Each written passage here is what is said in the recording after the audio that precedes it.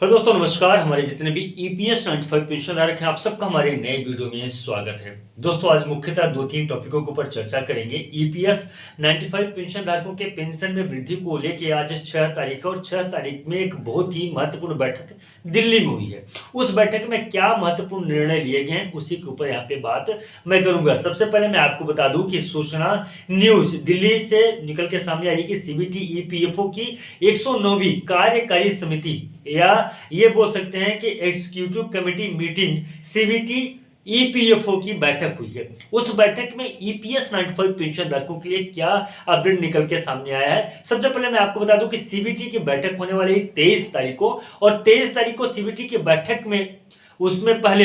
यहाँ पे क्या चीजें, किन किन चीजों को एजेंडा के रूप में वहां पे सम्मिलित किया जाएगा, किन किन चीजों के माध्यम से ईपीएस 95 पेंशन धारकों के जो पेंशन में वृद्धि हो सकती है उन चीजों को उसमें रखा जाएगा कि नहीं रखा जाएगा, इन सारी चीजों का वहां पे डिस्कशन होगा। और ईपीएस 95 पेंशन धारकों के पेंशन में वृद्धि को लेकर एक अगला कदम वहां से उठाया जाएगा। यानी कि बुजुर्ग जो ईपीएस 95 पेंशन धारक है उनको किन किन चीजों से राहत वहां पे दिया जाएगा, किन किन चीजों के ऊपर जो तो वहां पे डिस्कस कर सकते हैं और क्या क्या चीजें उसमें सम्मिलित कर सकते हैं, इस सीबीटी के जो बैठक होने वाली है उसके एजेंडे में, उसी के ऊपर जो तो यहाँ पे सीबीटी के सदस्य और साथ ही साथ में ईपीएफओ की बैठक हुई है। इसका पूरा नाम अगर बात करेंगे तो 109th executive committee meeting of CBT EPFO है, और इसकी बैठक आज सुबह 11 बजे से की गई है। ये ईपीएस 95 पेंशन धारकों के लिए एक बड़ी खुशखबरी होगी। मैं आपको पहले बता दूं कि नई दिल्ली में स्थित इसके प्रधान कार्यालय में बैठक हुई है। मीटिंग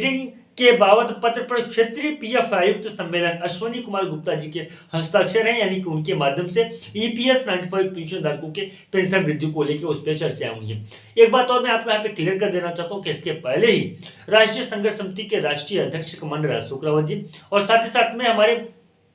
माननीय रजावत सर जी ईपीएस 95 पेंशन धारकों के पेंशन में वृद्धि कहां कहां से हो सकती है, कौन कौन से वो रास्ते हैं जिन रास्तों के माध्यम से ईपीएस 95 पेंशन धारकों के पेंशन में वृद्धि किया जा सकता है, उन सबसे मुलाकात किए। मुलाकात करने के बाद ईपीएस 95 पेंशन धारकों के पेंशन में वृद्धि को करवाने के लिए वहाँ पे जो तो लेटर दिए, पत्र दिए, ज्ञापन दिए, और ईपीएस 95 पेंशन धारकों की जो मूलभूत समस्याएं थी उन समस्याओं से तमाम, चाहे ईपीएफओ के चाहे सीबीटी के सदस्यगण थे, उनको जो तो सम्मिलित किया गया। और साथ ही साथ में कुछ यहाँ पे जो तो सांसदों को भी जानकारी इसमें दिया गया। तो आज जो है जो बैठक हुई है ना, ये एक बहुत बड़ा नींव रखेगी। 23 तारीख को जो सीबीटी की बैठक होने वाली है उस बैठक में आज की बैठक का बहुत बड़ा योगदान होगा, बहुत बड़ी अपना एक भूमिका निभाएगा आज का बैठक। तो ये जानने की कोशिश करते हैं कि आज के बैठक में ईपीएस 95 पेंशन धारकों के लिए क्या कुछ हुआ है, क्योंकि आज जो बैठक हुई होगी वही चीज को एजेंडे के रूप में वहां पे सीबीटी की बैठक में डाला जा सकता है। मुख्य रूप से जो बात हुई थी कमांडर अशोक रावत जी के सीबीटी के सदस्यों के साथ में, वहां पे सीबीटी के सदस्यों के रूप में यह बताया गया था, जानकारी दिया गया था कि ईपीएस 95 पेंशन धारकों के पेंशन में वृद्धि को लेकर उनका एरिया जितना है, उनका दायरा जितना है, जितना कुछ भी वो कर सकते हैं अपने अधिकार स्तर से, उतना वो काम करने की पूरी कोशिश करेंगे। यानी कि उनका अधिकार क्षेत्र जहां तक है वहां तक ईपीएस 95 पेंशन धारकों के बिल्कुल साथ में है, और वहां तक ईपीएस 95 पेंशन धारकों के लिए